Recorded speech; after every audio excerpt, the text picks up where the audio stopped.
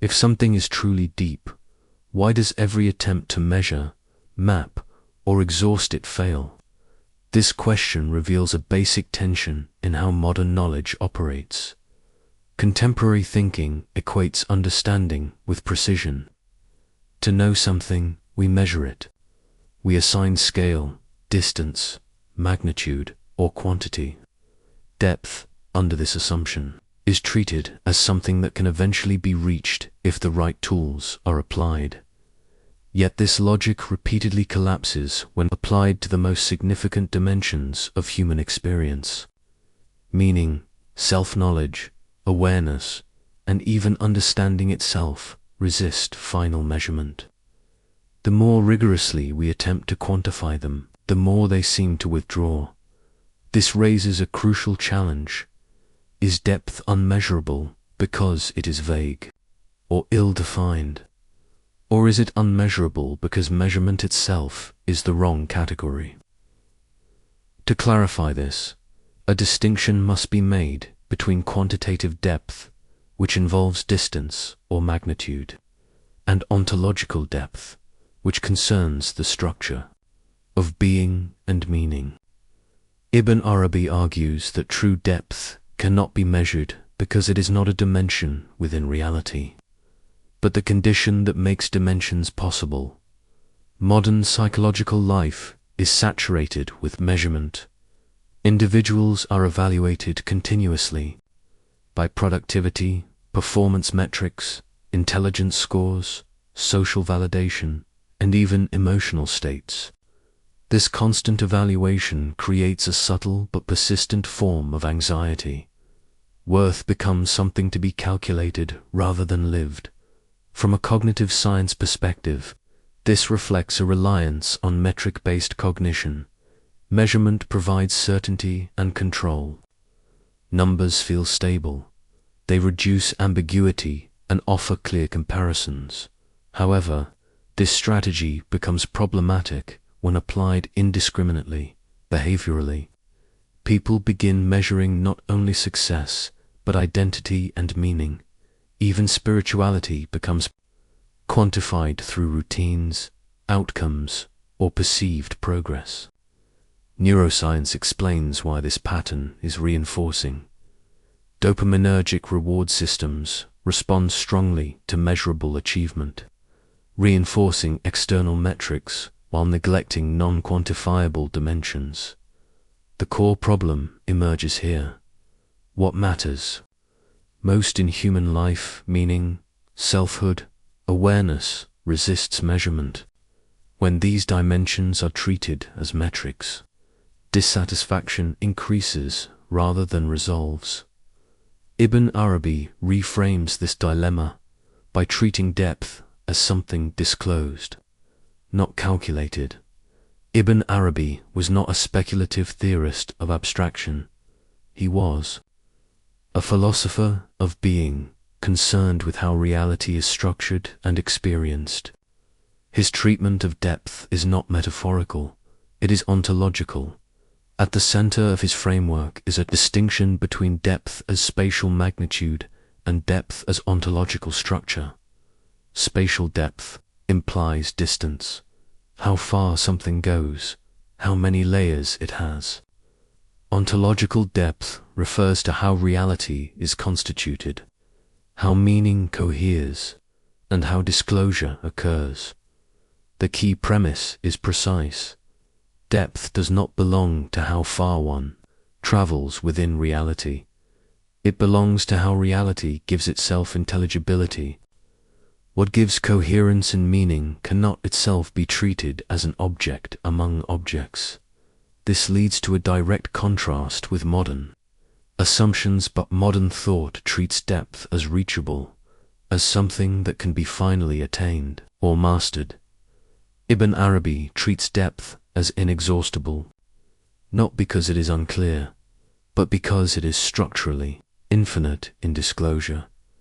The first core teaching follows logically. Depth is not a distance. It does not increase by moving farther inward or by accumulating more information. Ibn Arabi's logic is direct.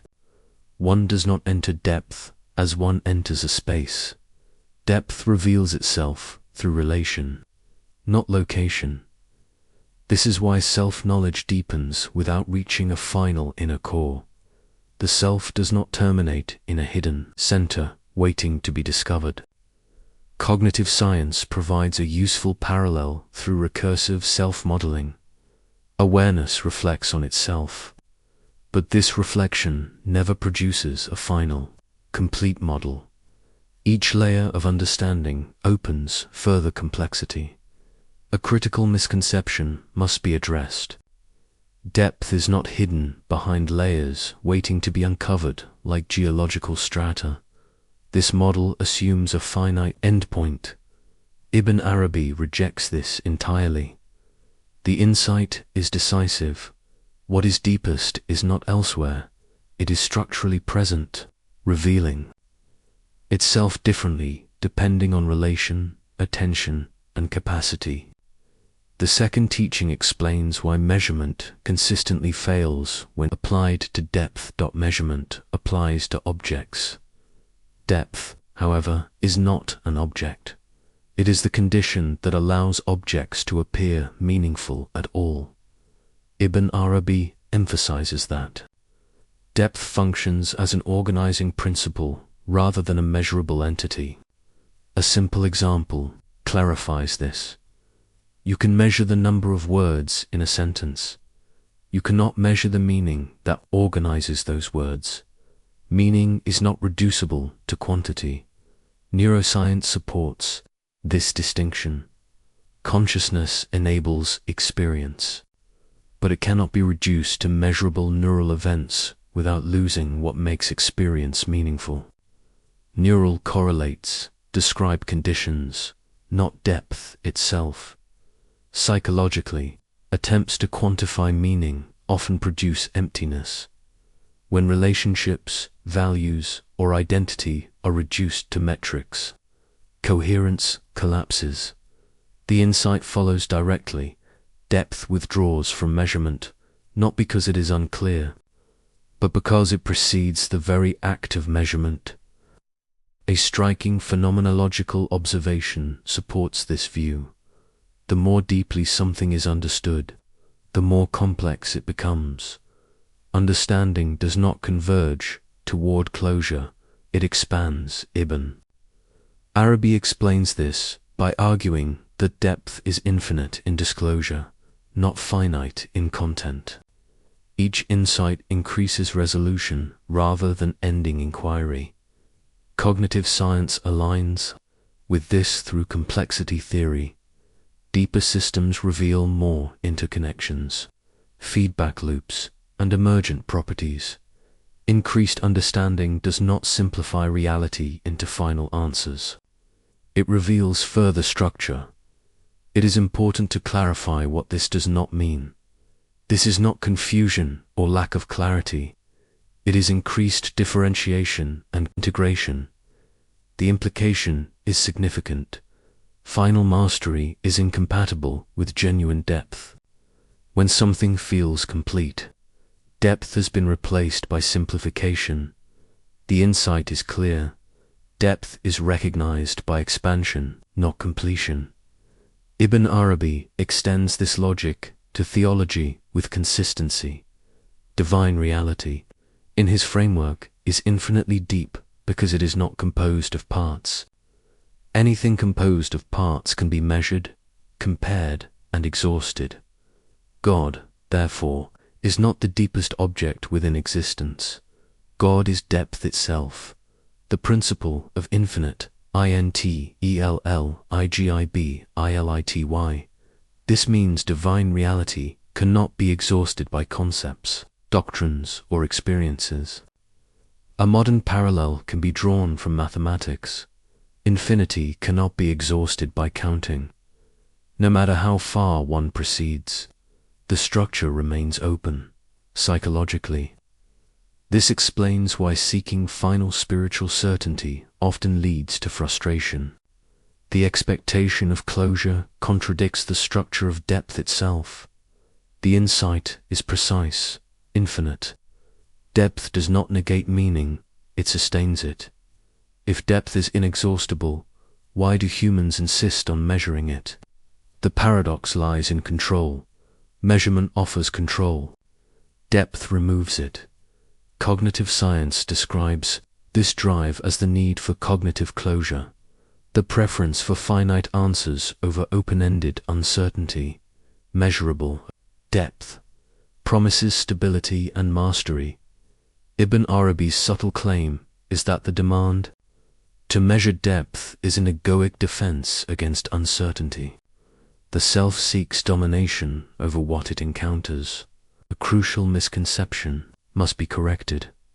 Unmeasurable does not mean irrational or unknowable. It means knowable in a different mode, through participation rather than domination. The key insight follows directly.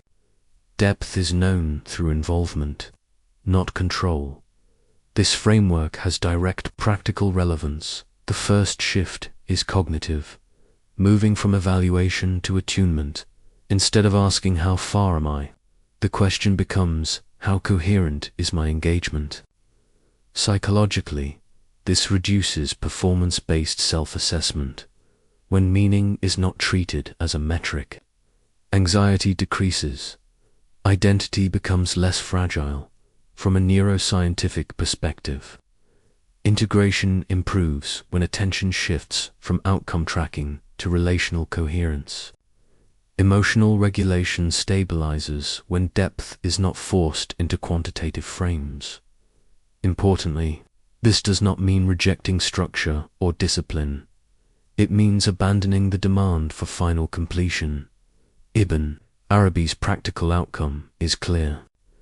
One can live in depth without demanding its exhaustion. The central conclusion follows logically. Depth cannot be measured because it is not a quantity within reality. It is the condition that makes quantities intelligible. What gives meaning to measurement cannot itself be measured. When depth is treated as infinite disclosure rather than final attainment, frustration gives way to stability. Ibn Arabi's lasting contribution is a vision of reality in which depth is not conquered, completed, or finalized. It is continually revealed. Surfaces can be counted. Depth cannot.